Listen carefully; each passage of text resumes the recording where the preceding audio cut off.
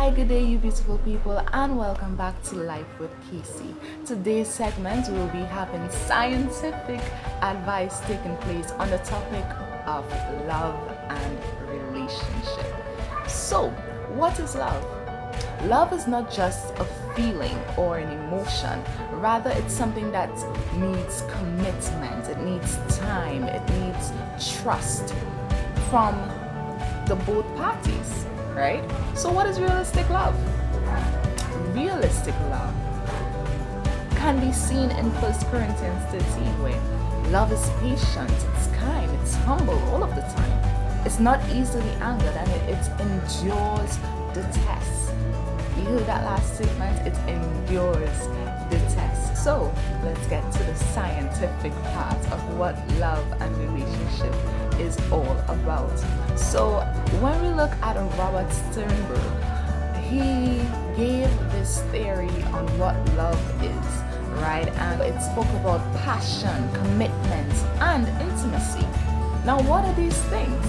Let's get right into it. So, in Sternberg's triangular view of love, it is seen where intimacy of feelings of closeness, connectivity, and bond, passion of feelings of desires that lead to physical attraction, and sexual desires, while commitment of feelings that lead a person to remain with someone.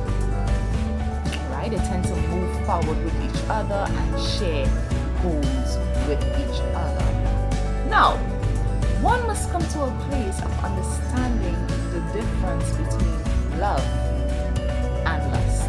I am going to give you 5 descriptions of love that is going to assist you to prepare for marriage. Number 1, liking. This is when intimacy is present, but there is no passion or commitment. An example of this is being friend-zoned. Okay, number 2, infatuated love. This is when individuals experience feelings of lust or physical passion towards each other. However, there is no commitment or intimacy.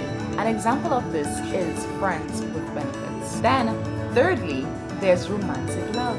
This type of love tends to bond two individuals with both intimacy and passion. However, there's no form of commitment, right? So an example of this is your ex. Both of y'all were together and everything, but there was no commitment. Both of y'all are not together anymore. Next, we have empty love.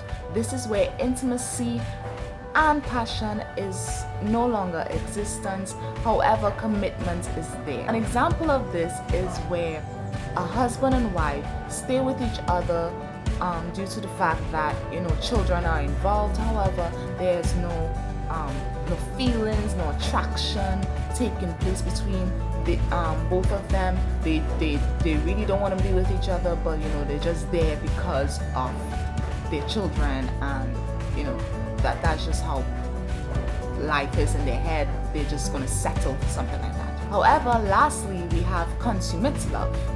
And this is the love that we are looking for. This is a love that has the 3 elements, which are passion, intimacy, and commitment. Sadly, this is the love that we see on television because it is rare and it should not be so.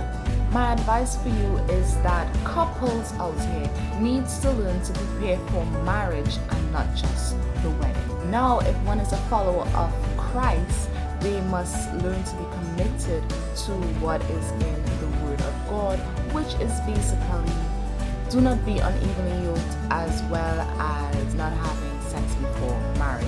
Now, there are some cases where persons are no longer virgins, and that is okay. It doesn't mean that you're not going to heaven. It doesn't mean that, right? But however, I would advise you to recommit yourself back to Christ and come to a place where you are spiritually a virgin. Now, what do I mean by spiritually a virgin? So there are these cases, okay, when we look at the Word of God, it says that 2 shall become 1, right?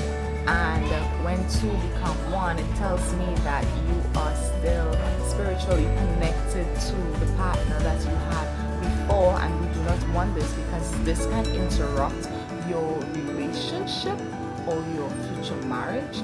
So you need to come to a place where you are no longer connected to the individual. You may not be physically connected to the person or like speaking with the person, but you are spiritually connected to the person, and we need to get rid of that. How can this be done? You can renounce and cut all ties between you and the person through prayer, and that should assist you to get rid of that connection between you two. Also, there are cases where persons are mentally connected to their past relationships. Now, what do I mean by this? It simply means that you are focusing on the person that you were with in the past, thinking about what if this could have worked out, or what if that could have worked out. Because guess what? When you enter a relationship with a guy or a woman that is completely in love with you and treating you right, you are going to be so focused on your ex, thinking that he treated me so good, she treated me so good, why can't I be with them, kind of thing. And you can mess up your chances of being with someone that loves you for who you are as an individual. So that is what I mean by being mentally connected to your past. So my final advice is to come to a place of mental, spiritual, and emotional freedom, so that when you enter your relationship or when you are about to enter into marriage, guess what? Both of y'all could just love each other and be committed to each other, right? In the correct manner. With all of that being said, disconnect yourself from your past, accept healing so that you can experience freedom and true love. And lastly, do not forget that you are one step closer to your final destination. Have a blessed day, you beautiful people, and stay connected to God.